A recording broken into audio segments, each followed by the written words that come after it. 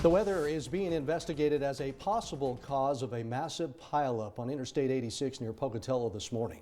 Idaho State Police tells us around 30 vehicles were involved. About 10 of them were semi-trucks. Local News 8's Cole Sams shows us what happened and the impacts of that crash.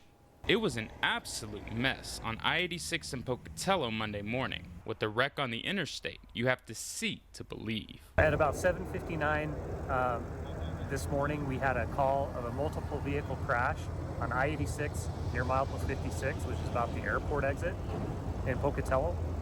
My troopers responded, and we did find multiple vehicles, including commercial vehicles, involved in a crash. Due to the crash, the southbound lane on the interstate was shut down, with vehicles en route having to take a detour off exit 56 to the JR Simplot plant. And from regular trucks to semi-trucks, the damage was significant. Idaho State Police Lieutenant Michael Winans says low visibility played a pivotal role in the accident. Preliminarily, we believe that fog, really heavy fog, contributed to the crash.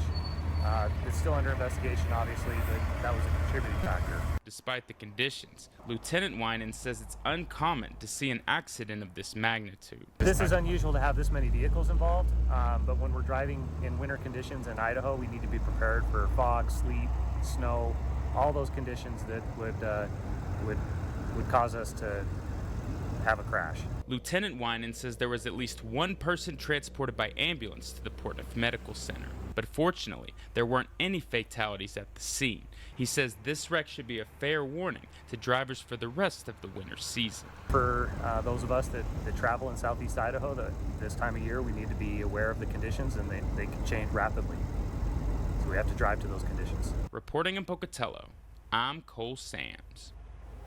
Traffic is still being detoured around the crash area, and as we heard in Cole's story, that fog was likely a factor. So with that, will there be more fog tomorrow? Let's check in with First Alert Chief Meteorologist Michael Coates. Michael, how about tomorrow morning? Well, tomorrow morning we're under the risk for more of this fog. You can see some of this haziness as you look across the Snake River Plain here, live from the Pocatello Farm Bureau Skycam.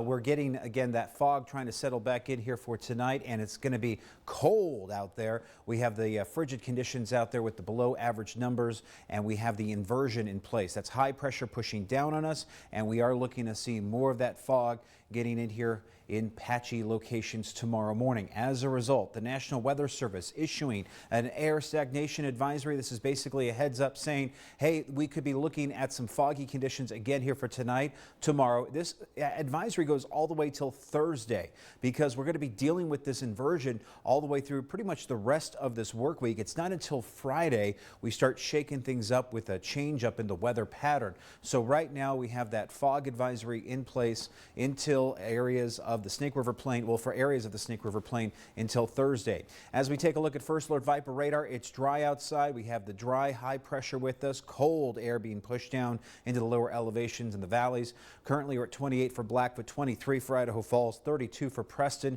and we're at 36 for Boise. Light winds currently at the 5 to 10 mile per hour range, allowing for that fog and cold air to sit in place, with lows tonight around 8 for Idaho Falls and Rexburg, 10 for Pocatello. I'll be back later with a full weather wrap-up. For now, we'll send it over to Todd and Linda.